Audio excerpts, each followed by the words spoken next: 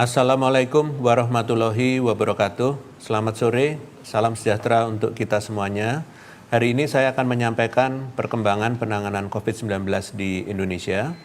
Dan sebelum memulai sesi konferensi pers pada hari ini, saya ingin mengingatkan sekali lagi bahwa kebijakan PPKM yang saat ini diberlakukan merupakan sebuah instrumen pengendalian COVID-19 dan juga merupakan kebijakan yang bersifat adaptif.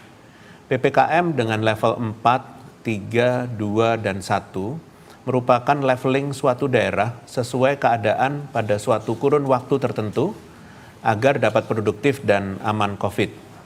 Pembatasan ini bersifat dinamis sehingga nantinya tiap daerah akan diperlonggar atau diperketat pembatasannya sesuai dengan keadaan kasus COVID-19 di masing-masing daerah tersebut.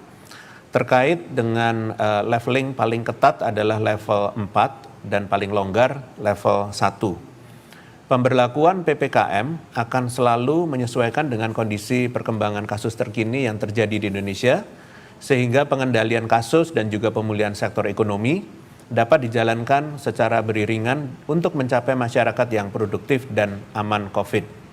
Selain itu, penetapan level di setiap daerah juga didasarkan pada indikator-indikator yang sistematis.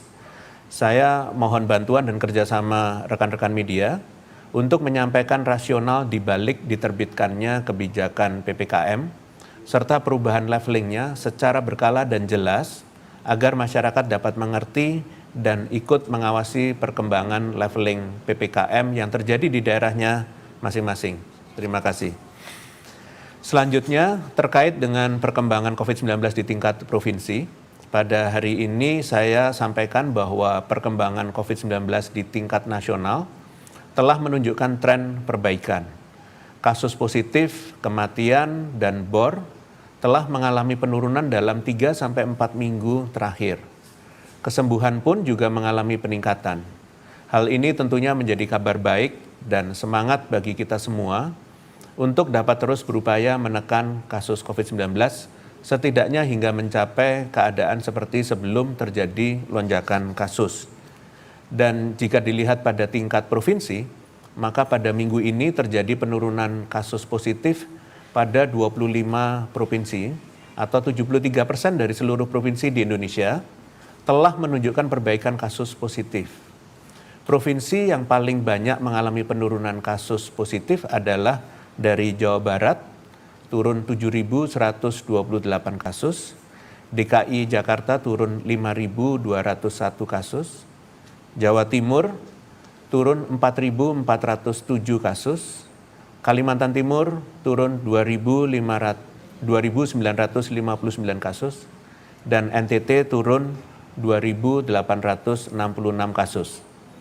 Penurunan kasus positif ini juga diiringi dengan penurunan positivity rate dari sebelumnya 23,57% pada tanggal 2 sampai dengan 8 Agustus menjadi 21,48% pada tanggal 9 sampai dengan 15 Agustus atau turun sebesar 2,09%. Ini adalah perkembangan yang sangat baik karena artinya sebagian besar provinsi di Indonesia sudah mengalami perbaikan dan semakin dapat mengendalikan penularan.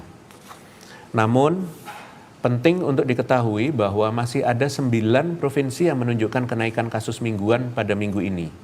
Adapun 9 provinsi itu adalah Jawa Tengah, naik sebesar 2.952 kasus, Bali naik 1.094 kasus, kemudian Papua Barat naik 667 kasus, Kalimantan Tengah naik 553 kasus, Sulawesi Barat naik 295 kasus, Aceh naik 247 kasus, NTB naik 208 kasus, Maluku naik 167 kasus, dan Jambi naik 41 kasus. Tentunya kita perlu berfokus pada 9 provinsi ini, karena artinya 9 provinsi ini menjadi penyumbang dari kenaikan kasus mingguan di tingkat nasional. Kenaikan kasus positif pada 9 provinsi ini juga perlu ditelaah lebih utamanya terkait pada angka kematian, kesembuhan, kasus aktif, BOR, dan persentase posko terbentuk di wilayahnya. Ternyata, data menunjukkan bahwa dari 9 provinsi tersebut, perkembangan hampir semua indikator ke arah yang kurang baik terlihat di Provinsi Nusa Tenggara Barat. Secara lebih detail, data menunjukkan kasus positif mingguan di NTB masih bertambah 208 kasus, yang sayang sekali diikuti dengan kesembuhan mingguan yang turun 348 kesembuhan. Kematian mingguan di provinsi ini juga mengalami kenaikan sebesar 13 kematian, dan kasus aktifnya per tanggal 15 Agustus juga menunjukkan peningkatan 99 kasus aktif dibandingkan minggu lalu. Kenaikan kasus di provinsi ini menyebabkan masih meningkatnya BOR, yaitu dari 29,10% menjadi 30,17% atau meningkat 1,07%. Salah satu penyebab tidak langsung kenaikan kasus pada suatu provinsi adalah pembentukan dan kinerja posko yang tidak maksimal pada wilayah tersebut, dan hal ini tercermin di NTB, di mana pembentukan poskonya masih terbilang rendah, yaitu baru sebesar 13,37% posko terbentuk. Selain NTB, perkembangan di Sulawesi Barat juga perlu menjadi perhatian. Meskipun kesembuhan mingguan di provinsi ini mengalami peningkatan, namun peningkatannya tidak lebih tinggi dari peningkatan kasus positif. Kasus positif mingguan di Sulawesi Barat naik 295 kasus, sedangkan kesembuhannya hanya naik 202 kasus. Selain itu, kematian mingguannya juga masih meningkat, yaitu naik 11 kematian dari minggu lalu. Dan per tanggal 15 Agustus, kasus aktifnya pun juga masih meningkat 181 kasus dibandingkan minggu lalu. Kabar baiknya, meskipun kasus positif dan kasus aktif meningkat, BOR di provinsi ini menurun dari 39,94% menjadi 36,55% atau turun sebesar 3,39%. Sayangnya pembentukan posko di wilayah ini juga masih sedikit, baru 26,92% desa kelurahan di wilayahnya yang telah membentuk posko. Provinsi lainnya yang perlu segera memperbaiki penanganan adalah Papua Barat. Sama seperti Sulawesi Barat, peningkatan kesembuhan mingguannya yaitu bertambah 221 kasus, tidak lebih besar dari peningkatan kasus positif mingguannya yaitu bertambah 667 kasus. Angka kematian mingguan di provinsi ini juga mengalami peningkatan, yaitu naik 9 kematian dibandingkan minggu lalu.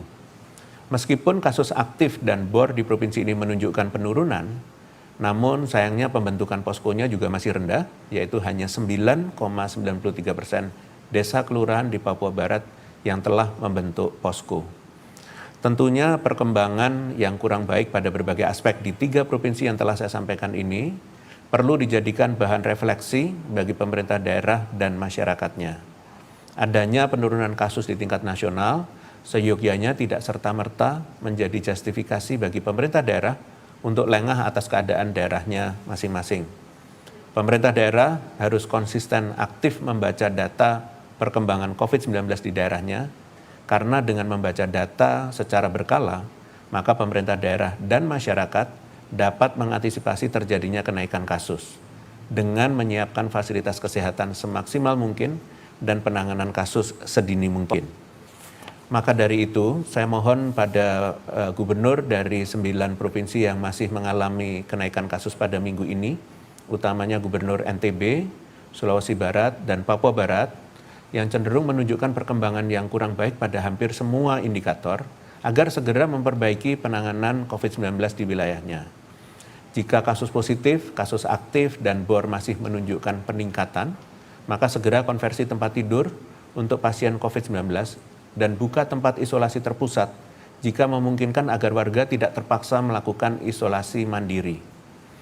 Hal yang paling penting adalah segera membentuk posko di desa kelurahan di wilayahnya masing-masing, karena posko menjadi wadah koordinasi usaha penanganan pertama pada kasus COVID di tingkat terkecil yaitu RT atau RW. Jika mengalami kendala dalam melakukan konversi, membentuk posko atau kendala lainnya, mohon segera menyampaikan kepada pemerintah pusat agar dapat segera dibantu pelaksanaannya.